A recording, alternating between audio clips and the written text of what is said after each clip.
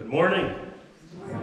Welcome to worship on this 17th Sunday after Pentecost. I'm Pastor Zach. I'm the interim pastor here. Welcome to you all on this wonderful day. This is that time of the year when I look at the 17th, however many Sundays it's been after Pentecost, and I really start getting confused, and I'm wondering how many more of these do we have to go, and the answer is about 25. Not 25 more, but 25 total. So there's a lot. Anyway, we do have a couple of announcements before we begin. First off, the deadline is quickly approaching for the Flame Fund applications. That's at the end of the month.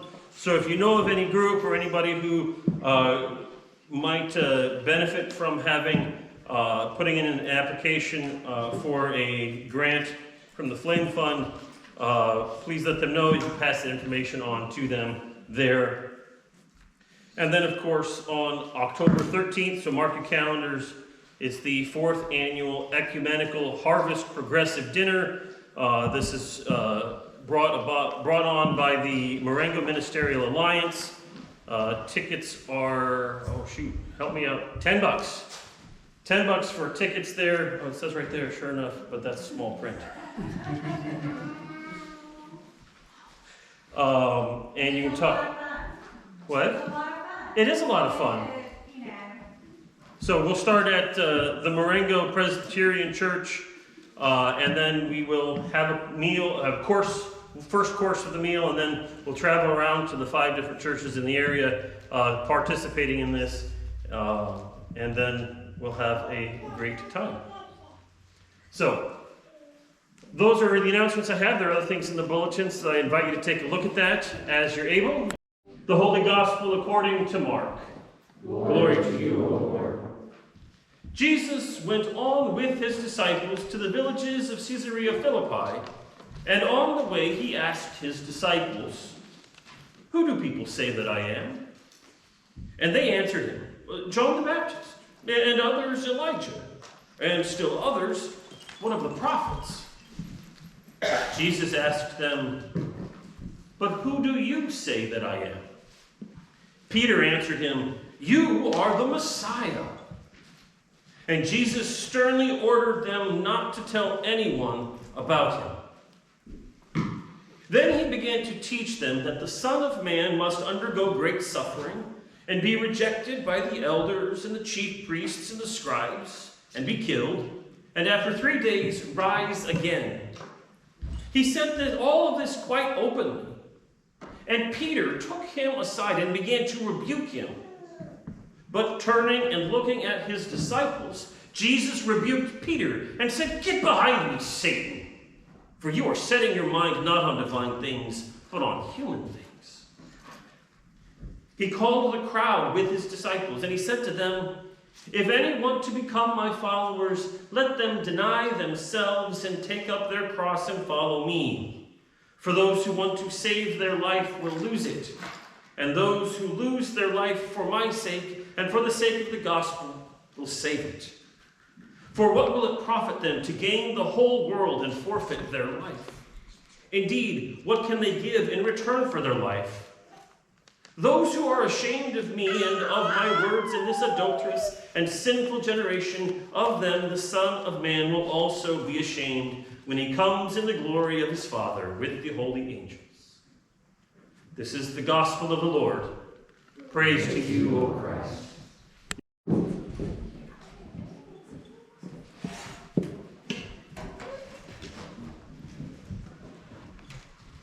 This particular passage in Mark is always just a little bit intimidating for me, because there's always so much that can be said, so much that probably should be said, and I don't have anywhere near enough time to say it all.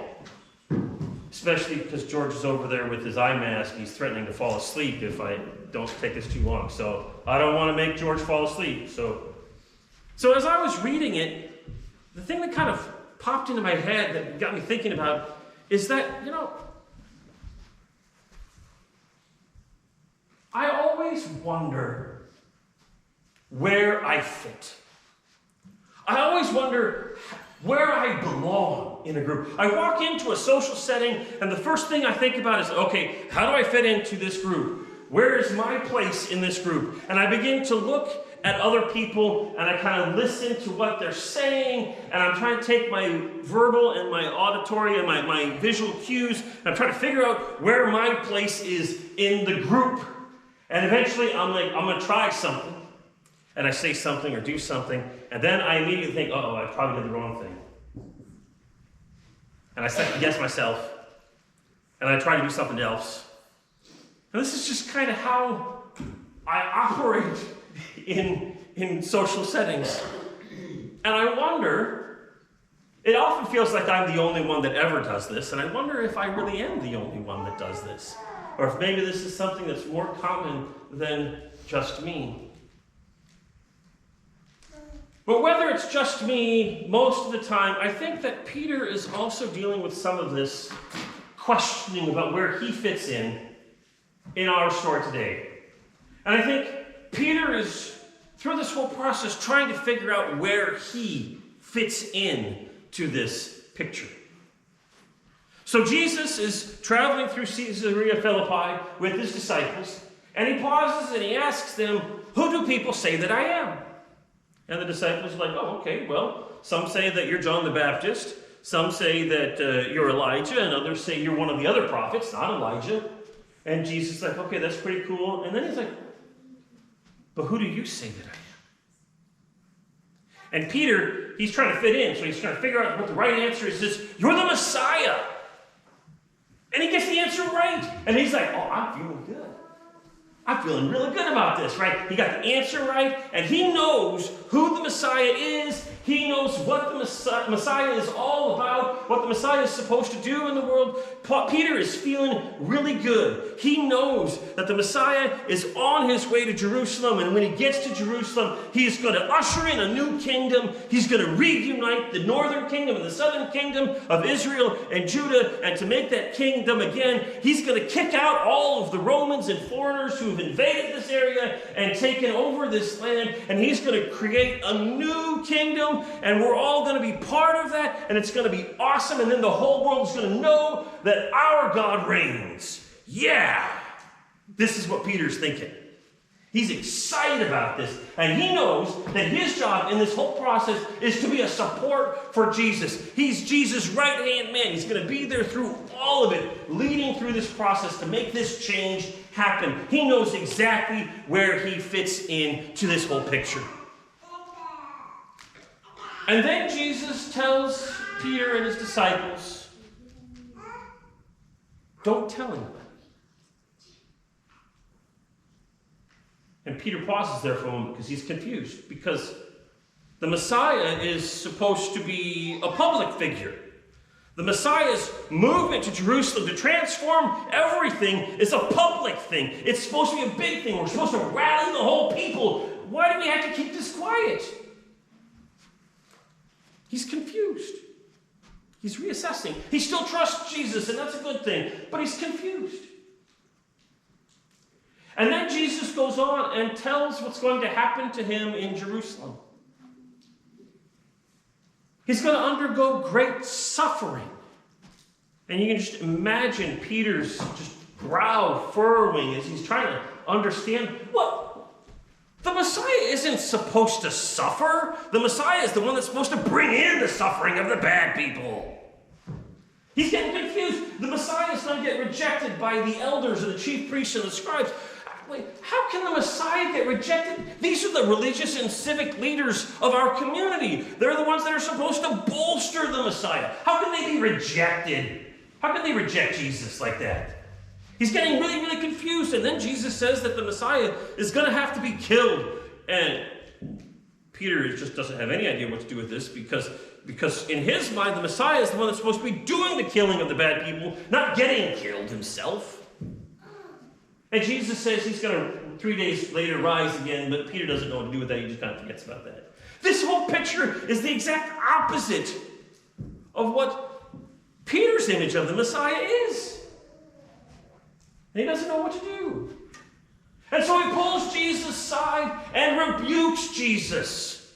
Now, in Mark's gospel, we just say the rebuke. In other gospels, we hear some of the words that Peter says. He says, God forbid it, Lord. This must never happen to you.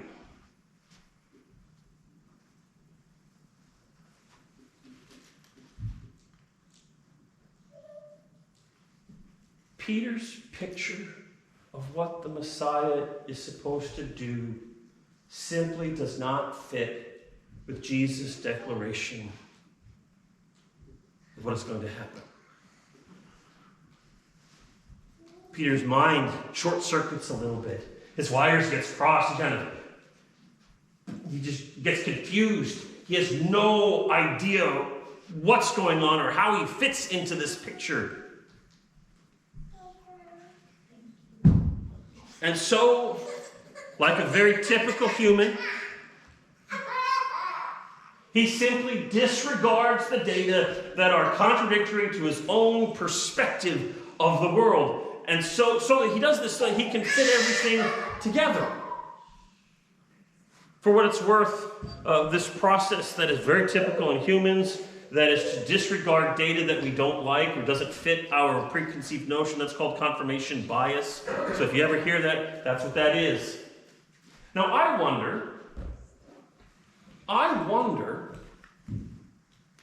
what would have happened in this moment if Peter had taken a moment and reflected on what Jesus has said, reflected on his own perception of what the Messiah is, and changed his mind rather than lashing out and rebuking Jesus in this moment. Now, Peter's one saving grace through this whole process at this point in time is that he pulls Jesus aside before he rebukes him. He pulls Jesus aside and says, no, this can't happen to you, Jesus, and he's all over here. But then Jesus, realizing that what Peter says is trying to push him to go the wrong direction, and Jesus knows that what Peter is saying is a wrong understanding of what's going on, Jesus takes Peter, pulls him in front of the entire group of disciples, and begins to rebuke Peter. Get behind me, Satan, for you are setting your minds not on divine things, but on human things. I can only imagine Peter's utter confusion at this moment. He's lost. He has no idea what's going on. He's uncertain. He might even be feeling a little bit of shame in this moment, being chastised by his friend in front of all of his peers. If it were me and if I were in that situation, it would have taken me a long time to figure out what the heck was going on and get myself back on track. I would have been thinking things like, how do I set my mind on divine things? What does that mean? What does that look like? Jesus, you said that I am setting my mind on human things. If that's a bad thing, how do I resist that? What does human things look like? Where do I fit into this whole thing? Jesus is turning everything upside down.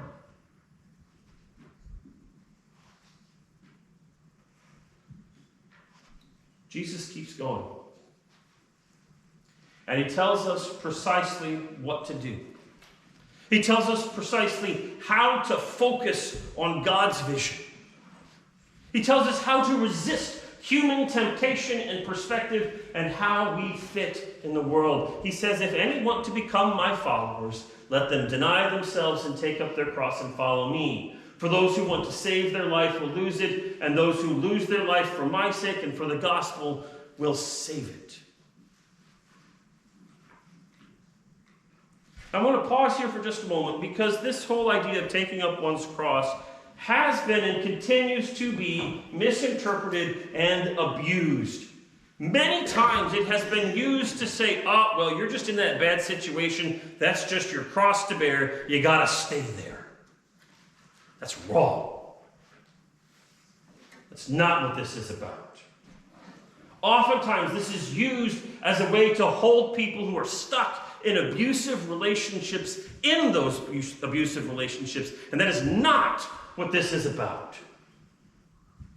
Abusive relationships is not the cross that Jesus is talking about in this moment. This is not about twisting someone else's perspective so that you benefit yourself or they receive harm.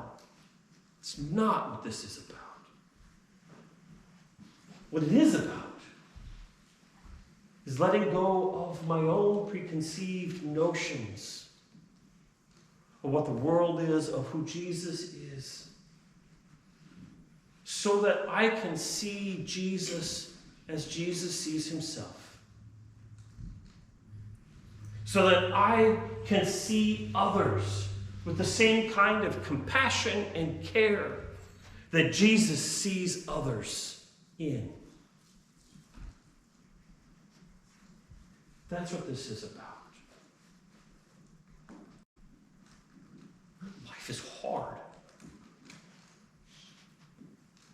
Life is really hard. And everyone in the world needs care and compassion. Everyone. Especially those who make it really difficult to offer care and compassion to.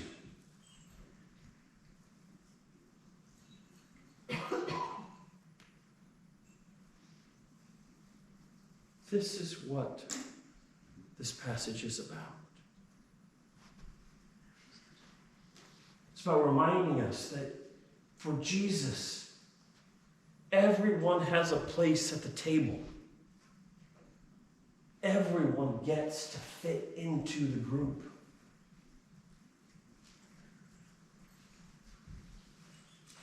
Part of what Jesus is talking about here, this gets really complicated at times. Part of what he's talking about is that he admits and acknowledges that there will be people out there who will resist, sometimes even violently, when we step into a place of radically loving all people. But Jesus tells us to have compassion for them anyway, to show care for them anyway, to ensure that they are fed, to ensure that they are clothed, to ensure that they have a home, to make sure they have a place to work. Jesus tells us, in short, to love them anyway, even when there are forces that try to resist that. Take up your cross and follow. Jesus is also trying to reframe the idea of Messiah.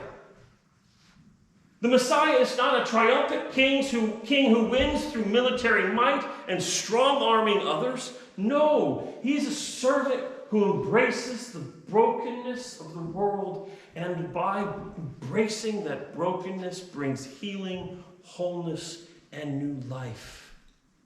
And that new life is the very new kingdom that is coming. And Jesus describes precisely how we, as followers of Jesus, fit in. Because we are at once the ones who have been embraced by God, precisely because we are broken. And at the same time, having been loved and embraced and given grace, receiving that grace from God, we are given the space, therefore, to offer that same care and compassion and love for others.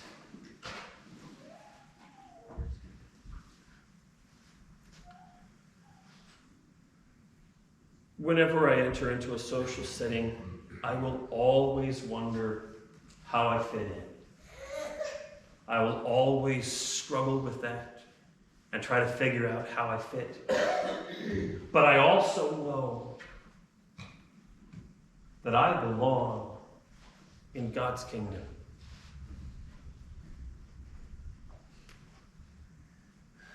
And as a member and one who belongs in God's kingdom, I am called to be one who follows Jesus' example.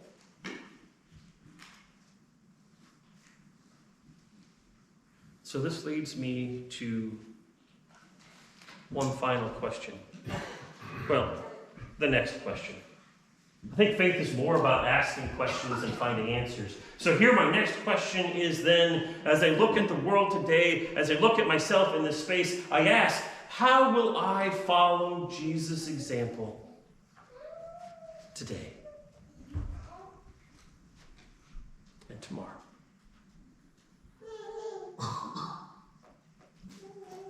Amen.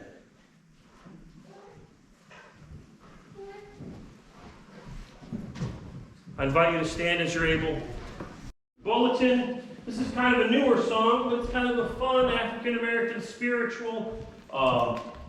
The first line does say leader, but we're all going to sing the leader part and everything else, so everybody sings everything. And just to get you a sense of how things are going to go, I'm going to invite Kara to play through the whole song as an introduction, and then we'll get going. All right?